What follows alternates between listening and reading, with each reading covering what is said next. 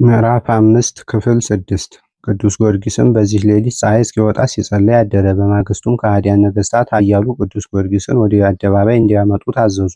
መገንጢዎስ ንጉሥም ጊዮርጊስ ሆይ እኔ በፊቴ ተአምራት ስታደርግ ላይ እወዳለሁ። ብታደርግ ግን በፀሐይና በጨረቃ አምላክ በሰብአ አማልክት በአማልክትም እናት በአርጤምስም እምላለሁ። እኔ በአምላክህ በኢየሱስ ክርስቶስ አምናለሁ አለው። ቅዱስ ጊዮርጊስም መልሶ አንተ እውነት እንዳትናገር አውቃለሁ፣ ግን የወደድከውን ተናገር አለው። ንጉሡም መገንጢዎስ እነሆ በዚህ ቦታ 70 የእንጨት ወንበሮች አሉ፣ ከነዚህም ከሚያፈሩና ከማያፈሩ እንጨቶች የተሰሩ አሉ። አንተ ጸልየህ ስር እንዲሰዱ አጽቅና ቅጠል እንዲያወጡ የሚያፈሩት እንዳያፈሩ የማያፈሩት እንዲያፈሩ ብታደርጋቸው እኔ በአምላክህ በኢየሱስ ክርስቶስ አምናለሁ አለው። ኃያሉ ቅዱስ ጊዮርጊስም ከንጉሡ ይህንን በሰማ ጊዜ መልሶ እኔ የምጸልይ ስለ አንተ አይደለም፣ የፈጣሪን ኃይል ያዩ ዘንድ ከአንተ ጋር ስለቆሙት ሕዝብ ነው እንጂ አለ። ያን ጊዜም በምድር ላይ ወድቆ ሰገደና ስለዚህ ሥራ ወደ እግዚአብሔር ጸለየ። ጸሎቱን ጨርሶ አሜን ባለ ጊዜ ጌታ ቅዱስ ጊዮርጊስን ከሞት በአስነሳው ጊዜ እንደሆነው በሰማይ መብረቅ ሆነ። በሰባው መናብርት ላይም ብርሃን ታየ። የእግዚአብሔር ኃይል ተገለጠባቸው። ስር ሰደዱ፣ በቀሉ፣ አጽቅና ቅጠል አወጡ። ሁሉም በእያንዳንዳቸው በየአይነታቸው ፍሬ አወጡ። ፍሬ ያልነበራቸው አፈሩ፣ ፍሬ የነበራቸው ግን አላፈሩም። ንጉሡና 70 ነገሥታቱም በቅዱስ ጊዮርጊስ ጸሎት የሆነውን ባዩ ጊዜ በደረቁ እንጨቶች ላይ ኃይልን የገለጥህ አጵሎን ሆይ አንተ ገናና አምላክ ነህ፣ ግን ገሊላዊውን ጊዮርጊስን በምን እንደምንገለው አናውቅም አሉ። ከዚህ በኋላ ያ ከሃዲ የመዲያብ አልጋ አምጥተው ቅዱስ ጊዮርጊስን በዚያ ላይ አድርገው ከበታቹ እሳት እንዲያነዱበት ክንድ ክንድ የሆኑ ችንካሮችም አምጥተው ግራ ቀኝ ጎኑን ከአልጋው ጋር እንዲቸነክሩት አዘዘ። ቅዱስ ጊዮርጊስንም ከአልጋው ጋር ቸነከሩት። ዳግመኛም እንጨት ጠራቢ ጠርተው አምጥተው ራሱን በምሳር እንዲፈልጡት በጆሮ በአፍንጫው በላይ በታችም እስኪፈስ ድረስ ዝፍቱን አፍልተው በተከፈተው ጭንቅላቱ ውስጥ እንዲያፈሱበት አዘዘ። ያን ጊዜም ከራሱ እስከ እግሩ ድረስ ተቃጠለ፣ እንደ ሬሳም ሆነ። ዳግመኛም ችንካሩን ከጎኑ ነቅለው በበሬ አምሳል በተሰራ በብረት ቀፎ ውስጥ እንዲያገቡት አዘዘ። ቅዱስ ጊዮርጊስንም በብረት ውስጥ አደረጉት። ከችንካሮቹም ዘንጉር ስኖባር በተባለ እንጨት እሳት አነደዱበት። ቅዱስ ጊዮርጊስም 3 ቀን 3 ሌሊት በውስጡ ሰነበተ። ቅዱስ ጊዮርጊስ በእግዚአብሔር ኃይል ይህንን ሁሉ ይታገስ ነበር። ጌታም ቅዱስ ጊዮርጊስን ከመከራው ጽናት የተነሳ እንደደከመ ባየ ጊዜ በደመና ወደ እርሱ መጣ። እሳቱንም ከእርሱ ላይ አጠፋለት። ሰውነቱንም በሙሉ ፈወሰው። በበሬ አምሳል የተሰራውን የብረት ቀፎ ሰበረው፣ ከመሃሉም ለሁለት ሰነጠቀው። ብፁዕ ኃያል ጊዮርጊስም ታጥቦ ከመታጠቢያ ቤት እንደሚወጣ ሰው ከውስጡ ወጣ። ከዚህ በኋላ ጌታችን ሳመው፣ ኃይሉንም አሳደረበት። በፍጹም ምስጋና ወደ ሰማይ አረገ። ቅዱስ ጊዮርጊስም ወደ እርሱ አቅንቶ ይመለከት ነበር። ቅዱስ ጊዮርጊስም በነገሥታቱ ፊት ቆሞ በሰውነቱም የቁስል ምክንያት እትራት አልነበረም። ሕዝቡም ባዩ ጊዜ የጊዮርጊስ አምላክ ኢየሱስ ክርስቶስ ወይ በአንተ አምነናል እርዳን ብለው ጮኹ።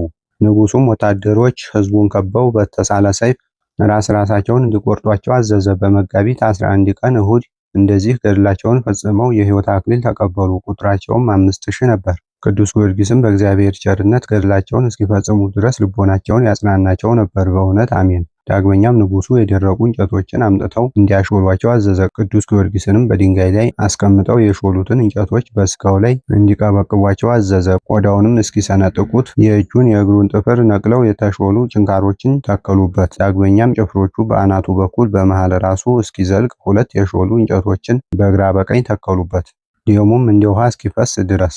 ቅዱስ ጊዮርጊስም በሰውነቱ ችንካሮችን እንደተከሉበት ከድንጋይ ላይ አንከባለሉት። ቅዱስ ጊዮርጊስም በዚህ ስቃይ ይጨነቅ ነበር። ዳግመኛም ግራና ቀኝ ጠርብ አድርገው ጀርባውን ከሆዱ አጣብቀው እንዲቸነክሩትና በሁለቱ ጠርቦች መካከል አጥብቀው እንዲያስሩት አዘዘ። እንደ ትእዛዙ ፈጸሙበት። ተጋዳዩ ግን በእግዚአብሔር ኃይል ይህንን ሁሉ ስቃዮች ተቀበለ። ዳግመኛም እንደ ወይን መጥመቂያ ያለ አውድማ ሰርተው ቅዱስ ጊዮርጊስን በውስጡ አገቡት። በቅዱስ ጊዮርጊስ ላይ እነዚህን ስቃያት በፈጸሙበት ጊዜ ሰውነቱ ሁሉ ተንቀጠቀጠ። የእግዚአብሔር መልአክ ግን ያጽናናው ነበር። ዳግመኛ ንጉሡ የእንጨት መጋዝ አምጥተው ከመሃል አናቱ እስከ እግሩ ድረስ እንዲሰነጥቁት አዘዘ። እንደ ትእዛዙ አደረጉበት። ከራሱ እስከ እግሩ ከሁለት ተከፈለ። ግማሽ ሰውነቱ በአንድ ወገን፣ ግማሽ ሰውነቱ በአንድ ወገን ወደቀ።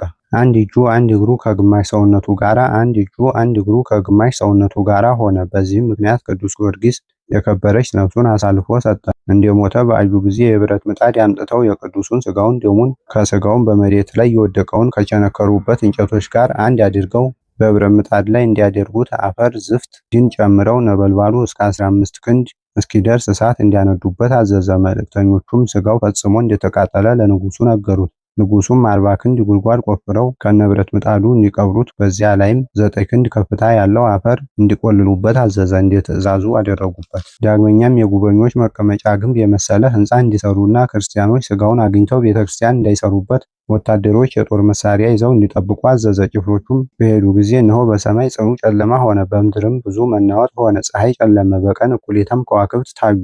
በዚህችም ጊዜ አእላፍ መላእክት ቅዱሳን ሁሉ በየወገናቸው 12ቱ ሐዋርያት፣ መዘምር ዳዊት፣ ነቢያትም ሁሉ ከእርሱ ጋር በአንድነት ተከትለውት እሱ ራሱ ኢየሱስ ክርስቶስ ወረደ። አገሪቱ በብርሃኑ እስክትሞላ ድረስም ቦታው ሁሉ ብርሃን ሆነ። ከሃዲያኑ ነገሥታት ብርሃኑን አይተው በግንባራቸው ወደቁ። ጌታም የብረት ምጣዱና የቅዱስ ጊዮርጊስ ሥጋ ወዲህ አለበት መጥቶ ሊቀ መላእክት ሚካኤልን ምድሩን ሰንጥቆ እንዲያወጣው አዘዘ። ጌታችን ኢየሱስ ክርስቶስ ጊዮርጊስ አገልጋዬ ተነስተህ በእግርህ ቁም፣ አልዓዛርን ከሞት ያስነሳሁት እኔ አምላክህ ነኝ ብሎ ከአመዱ ላይ እራሪውን አጽሙን ጠራው። ያን ጊዜም ቅዱስ ጊዮርጊስ ምን መከራ እንዳላገኘው ሆኖ ተነሳ። ጌታችንም መልሶ ወዳጄ ጊዮርጊስ ሆይ ጽና፣ በርታ፣ ድል ንሳ፣ ስለ ሰማዕትነትህ ፍጻሜ በመላእክት ፊት ደስታ ይጠብቅሃልና ታገስ። ወዳጄ አገልጋይ ጊዮርጊስ ሆይ እነሆ በኢየሩሳሌም ሰማያዊት መንበር አዘጋጅቼልሃለሁ።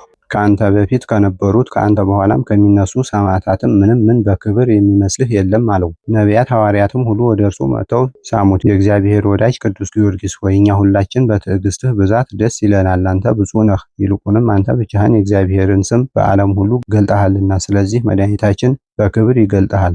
በሰማያውያን በምድራውያን ፍጥረታት ሁሉ ፊት በማይነገር ክብርና ጌትነት ትኖራለህ አሉት። ጌታችን ግን በስሜ እየመሰከርክ 3 ዓመት በተጋድሎ ትኖራለህ። ልብህን አጽና፣ በርታ፣ አትፍራ፣ እኔ ካንተ ጋር አለሁ አለው። ጌታችን ይህንን ተናግሮ ስሞት አረጋግቶት በፍጹም ምስጋና በክብር ወደ ሰማይ አረገ። ቅዱስ ጊዮርጊስም ፊቱ ብርሃን ተመልቶ ወደ መሃል ከተማ መጥቶ እናንተ ከሃዲያን ነገሥታት እርሱን የምትከተሉና በዚች ሀገር የምትኖሩ ወታደሮች በፈጣሪ ኃይል ሕያው ሆኜ ታዩን ዘንድ ሁላችሁም ኑ። የገሊላውያንን መሪያቸው እኔ ጊዮርጊስ ነኝ። እነዚህ አላውያን ገድለው ከመሬት ውስጥ ቀብረውኝ የነበርኩት እኔ ነኝ። ፈጣሪ ኢየሱስ ክርስቶስ ከሙታን ለይቶ አስነሳኝ፣ በሰማይም በምድርም ፈጣሪ ነውና እያለ አሰምቶ ተናገረ። በጌታችን በኢየሱስ ክርስቶስ ስም እያስተማረም በሀገሩ ውስጥ ተመላለሰ። ለንጉሱም ጌታችን ንጉሥ ሆይ እነሆ በብረት ምጣድ የቆላኸው ገሊላዊ ጊዮርጊስ ከሞት ተነስቷል፣ እርሱ በሀገሩ እየዞረ ያስተምራል ብለው ነገሩት። ንጉሱም ቅዱስ ጊዮርጊስን ወደ ፍርድ አደባባይ እንዲያመጡ ታዘዘ። ቅዱስ ጊዮርጊስም ወደ ፍርድ አደባባይ በመጣ ጊዜ ድምፁን ከፍ አድርጎ ንጉሥ ሆይ እነሆ ወደ አንተ መጥቻለሁ። አንተ አእምሮ የሌለህ ነህ። ጣዖቶችህ አጵሎንና አርጤምስ ዜውስም ድንጋዮች ናቸው። እኔ በፈጣሪ በኢየሱስ ክርስቶስ ኃይል ተነሳሁ አለ። ሕዝቡም ቅዱስ ጊዮርጊስ እንደሆነ ባወቁ ጊዜ ገሊላዊውን ጊዮርጊስን ከፈጠረ ከኢየሱስ ክርስቶስ በቀር በሰማይም በምድርም ሌላ አምላክ የለም እያሉ ጮሁ። ከዚያም አንድ ድሃ ሴት ቆማ ታዳምጥ ነበር። የሆነውንም ተአምራት ባየች ጊዜ አመነች። ስሟም ከላስስቲክ ነበር። ወደ ቅዱስ ጊዮርጊስም መጥታ ሰገደችለት። ጌታ የዘንልኝ ልጄ የሚያርስበት አንድ በሬ ነበረው፣ በድንገት ወድቆ ሞተ። ለባሮችህ ለኔና ለልጄ ያለ እርሱ ምንም የሌለን እኛ ድሆች ነንና ጌታዬ አሁንም እርዳን አለችው። ቅዱስ ጊዮርጊስም ይህንን በእጄ ያዝኩትን በትር አንቺ ወደ እርሻው ውስጥ ሂጂና በትሩን በበሬው ላይ አድርገሽ ጊዮርጊስን በፈጠረ በጌታዬ በኢየሱስ ክርስቶስ ስም ተነስ፣ በእግርህም ቀጥ ብለህ ቁም፣ ምንም ክፉ ነገር ያልነካህ ሁን በይው አላት። ሴቲቱም በትሩን ተቀብላ ወደ እርሻው ሄደችና ቅዱስ ጊዮርጊስ እንዳላት አደረገች። ያን ጊዜም ተነስቶ በቀንበሩ ገባ። ሴቲቱም ይህንን ታምራት ባየች ጊዜ በእውነት ትልቅ ነቢይ ያስነሳልን፣ ከሕዝቡም ጋር ቃል ኪዳኑን አጸና እያለች እግዚአብሔርን አመሰገነችው። ወደ ቅዱሱ ወደ ኃያሉ ጊዮርጊስም ተመልሳ ተናገረች። ሕዝቡም ቅዱስ ጊዮርጊስን ይከቡት ነበር፣ እርሱም ክርስቶስን እንዲያውቁ ያስተምራቸው ነበር። የኃያሉ ንጉሥ የክርስቶስ አገልጋይ ጊዮርጊስን የፈጠረ አምላክ አንድ ነው እያሉ ይጮሁ ነበር። ነገሥታቱም ጭፍሮቻቸውን ይህ ጩኸት ምንድን ነው አሏቸው። ያ ቅዱስ ጊዮርጊስ ከሞት ተነስቶ ነው አሏቸው። ኃያሉ ቅዱስ ጊዮርጊስ ከሞት እንደተነሳ ነገሥታቱ ደግሞ በሰሙ ጊዜ ተደነቁ፣ እጅግ ፈሩ። እርስ በርሳቸው እርሱ ይሆንን ተባባሉ። ጭፍሮቹም እርሱ ራሱ ጊዮርጊስ እንደሆነ ታውቁ ዘንድ ወደ እናንተ እናመጣዋለን አሏቸው። ከዚህ በኋላ ጭፍሮቹ ቅዱስ ጊዮርጊስን ወደ ፍርድ አደባባይ አመጡት።